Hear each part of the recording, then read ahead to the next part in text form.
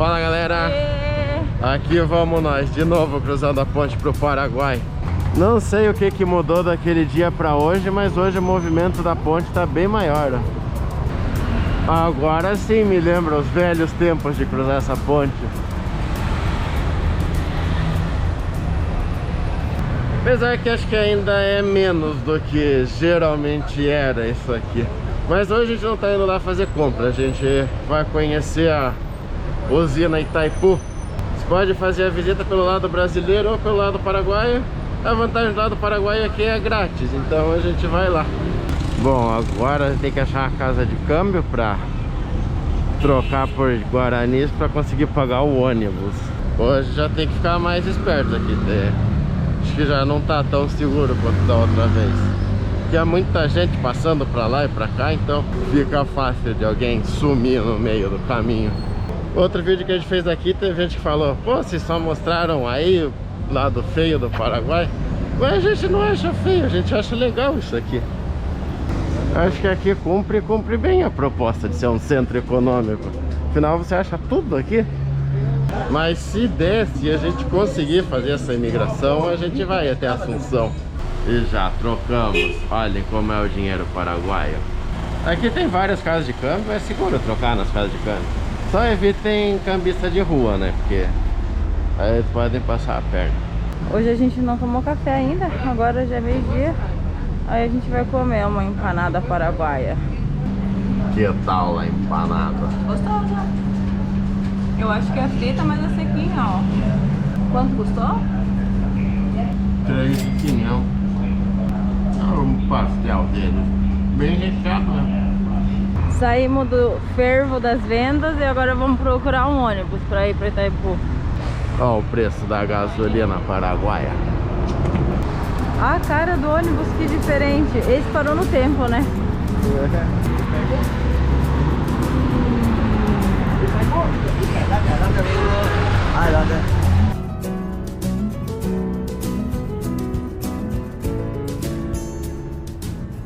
O ônibus tem todo um estilo também, ó. A porta não tem um vidro. Olha a nota de 5.000 como é que é. O material dela é igual daquelas notas de 10 de antigamente, de plástico. Nem sei se tem mais daquelas notas de 10. Acho que já pararam. Já vendem no Mercado Livre por valor maior. Ah, e os ônibus aqui é uma continuação lá da cidadinha, porque passa vendendo de tudo. E o motorista vai no gás, né, amor? Nossa, paz, descemos. Veio um pozão agora na cara. Passagem de ônibus do centro pra cá custa 3.000 guaranis. Aí acho que só tem que pagar em guarani mesmo. Não deve aceitar real, dólar, nada. E, bom, esperamos que seja aqui, né? Porque a Itaipu é bem grande, tem várias entradas. Aí a gente viu que a estrada principal pra ela é aqui. São uns 2 km até Itaipu. Tomara que o ônibus pegue a gente aqui. Tem um prédio ali que chama de centro de visitante, imagino que seja ele. Já podemos até dizer que a gente viajou no Paraguai, porque aqui já é outro município. Ó. Aqui é Hernandarias. Não sei como fala, mas escreve assim. Mas como é perto, né, não precisa fazer imigração. Acho que tá podendo viajar até 30 km no Paraguai sem fazer imigração. Mais que isso aí, tem que fazer lá, ó, registro e mostrar atestado de corona e tudo mais. Olha a entrada. E acho que o centro de visita é aqui. Se for, não vamos ter que andar os 2 km. Porque é quente aqui, viu? Vou falar um negócio pra vocês.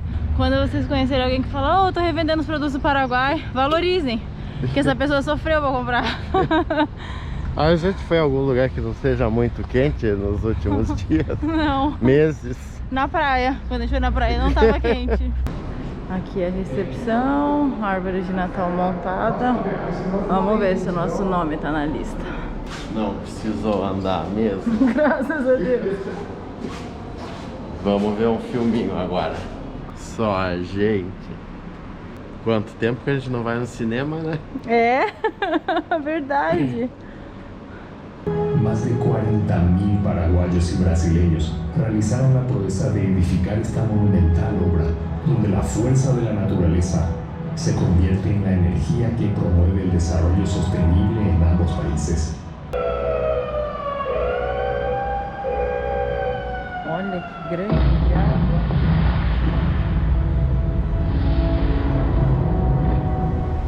E agora vamos passear.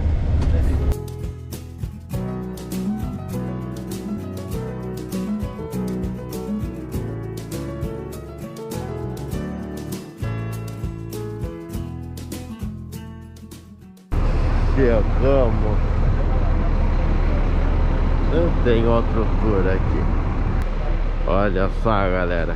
Isso aqui são as vertentes. A gente não deu sorte de chegar aqui com elas abertas, mas basicamente assim, ali atrás ficou o lago com a água acumulada, ali na frente a barragem e as turbinas, né, por onde a água desce e gera energia. Esse rio que corta aqui é o Rio Paraná. Essa usina aqui foi feita assim, tudo metade Brasil, metade Paraguai, ou seja, 50% da energia gerada aqui é para o Paraguai, 50% é do Brasil. Juntaram aí 40 mil trabalhadores para fazer. Aliás, é curioso que até na época Foz do Iguaçu era uma cidade pequena, tinha 20 mil habitantes, diz que tinha 2 vias asfaltadas. E aí com a construção da indústria impulsionou muito, que aí veio um monte de trabalhador morar aqui, veio a família deles, montaram meio que uma cidade só para essas pessoas trabalharem. Isso ajudou muito no progresso. Lá é o Brasil já.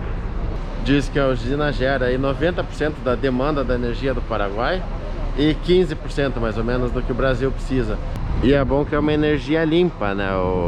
A água só cai ali, gira as turbinas e gera energia, não gera CO2 nem nada. Lógico que para construir teve impacto ambiental grande, mas aí hoje a Itaipu banca dos dois lados reservas ecológicas para compensar, né, o dano feito. E os números aqui são impressionantes, né? Diz que para construir moveram aí 50 milhões de toneladas de areia e pedra do rio. Pra você ter uma ideia de quanto é 50 milhões de toneladas, se você puser tudo isso em caminhões de entulho, e enfileirar eles dão 3 voltas no planeta Terra. O que você aprendeu? Que são 14 portas do vertedouro. Ele abre mais ou menos de 2 a 3 vezes por ano só. E ele só abre quando o nível da água acima do nível do mar. Ah, é assim, ó. Tem que ficar a 220 metros acima do nível do mar. Se dá 221, aí eles abrem o vertedouro para a água cair. O carinha falou que se, por exemplo, sair desse limite de 220 e chegar a 221, pode comprometer até a estrutura da barragem. Deve ser 220 metros de cima para baixo do rio? É. Aí ele falou que tem 8 km de distância, mais 170 e poucos de largura. Então explique aí agora como funciona, porque você aprendeu na escola aqui na física, energia não se cria, ela se transforma, correto? Não lembro. Então a água que está parada lá tem energia o quê? Hidráulica. Energia potencial. Ah! Aí a água em movimento vira energia aquática. Cinética. Ah! E aí ela move as turbinas e gera energia limpa. Elétrica. Ó, tem que fazer o segundo grau de novo.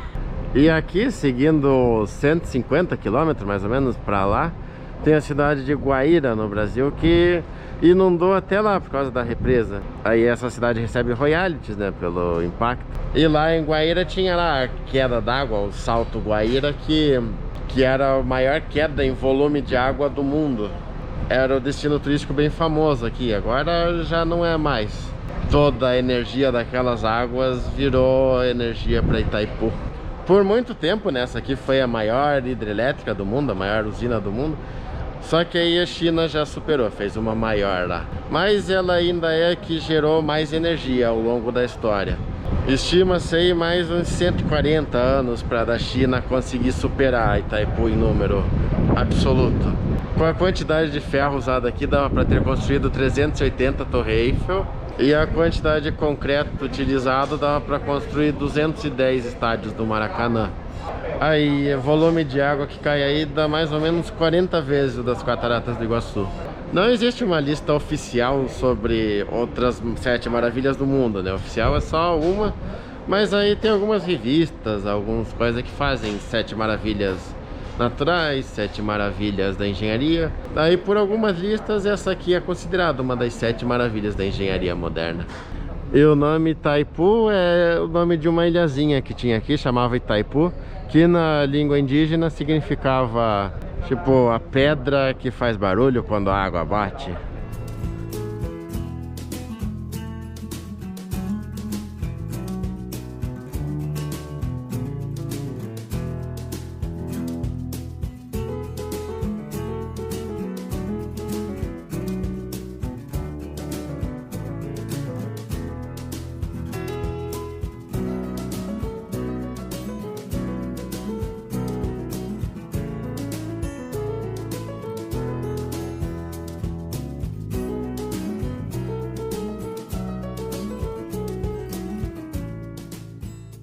Aqui agora estamos passando na parte de cima da represa. Esse aqui é o lago que se forma. A represa tá ali, ó. Olha que legal, tem uma estrada que passa aqui por cima do lago. E todas essas terras para lá também, até 150 km para lá, são da Itaipu, para manter preservado. Senão a galera vai vir comprar os terrenos e plantar soja, pôr boi, e aí vai danificar todo o ambiente aqui.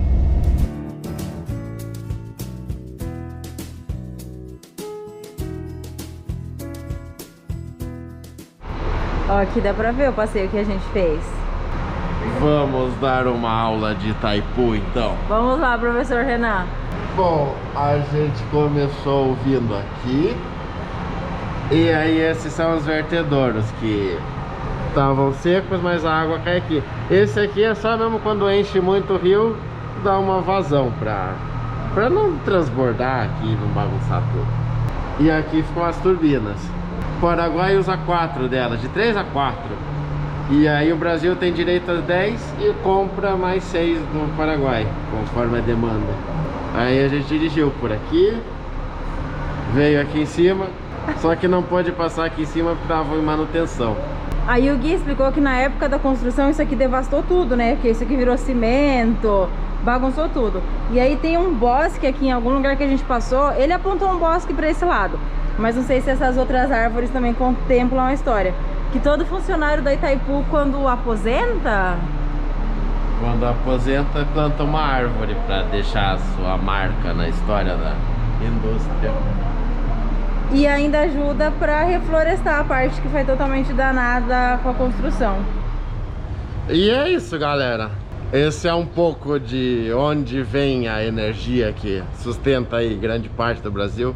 Principalmente São Paulo e Rio, a energia vem daqui. E também sustenta quase o Paraguai inteiro. Aí a diferença do paraguaio para o brasileiro é que o paraguaio paga muito menos na conta de luz do que o brasileiro para usar essa mesma energia. Mas é porque no Paraguai o sistema de distribuição é todo do governo, né? Tudo nacionalizado. No Brasil é privatizado e tem vários intermediários, então repassa aí para Eletropaulo, para não sei o que, para não sei quem, e vai subindo a conta no nosso bolso. E todas essas empresas vão ganhando dinheirinho e não vai ficando pobrinho. É assim. Existe uma outra visita aqui que é chamada visita técnica, que aí você entra mesmo na indústria, na parte onde trabalham os engenheiros. Só que essa aí não tá rolando por causa do corona, né?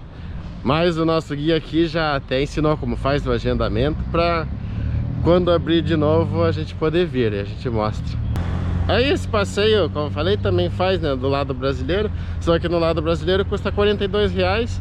Segundo o guia é exatamente o mesmo passeio, só que aqui é grátis porque não privatizaram ainda a parte do turismo. Mas se você quiser economizar, ó, dá pra vir por 6.000 guaranis, que é o que você vai gastar no ônibus. 3 para vir, 3 para voltar. Mas tem questão também do idioma, né? Aqui o tour é em espanhol. A gente deu sorte porque o nosso guia tinha estudado em Santos, então ele falava português. Mas você pode acabar vindo aqui e pegando um guia que não fale nada de português, você não vai entender muita coisa. E foi interessante que aí outra família ali era brasileira também. Então o cara fez o tour inteiro em português. Deu pra aprender bem. O cara falava português fluente, assim, nem dava pra reparar que o cara era estrangeiro. E agora vamos lá pegar nosso ônibus de volta. Chegou o ônibus. Ah, é o mesmo.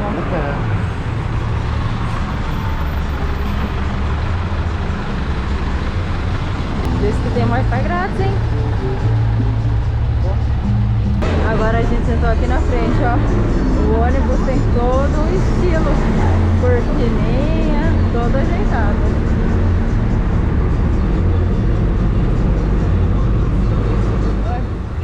E agora de volta às beiras da fronteira, a gente parou pra almoçar. Para variar, vamos de mais empanada hoje. A gente queria almoçar para mostrar um almoço, mas já fechou tudo. Sobrou só esse barzinho aqui aberto. Bom, então por hoje é isso, galera. Até a próxima! Falou.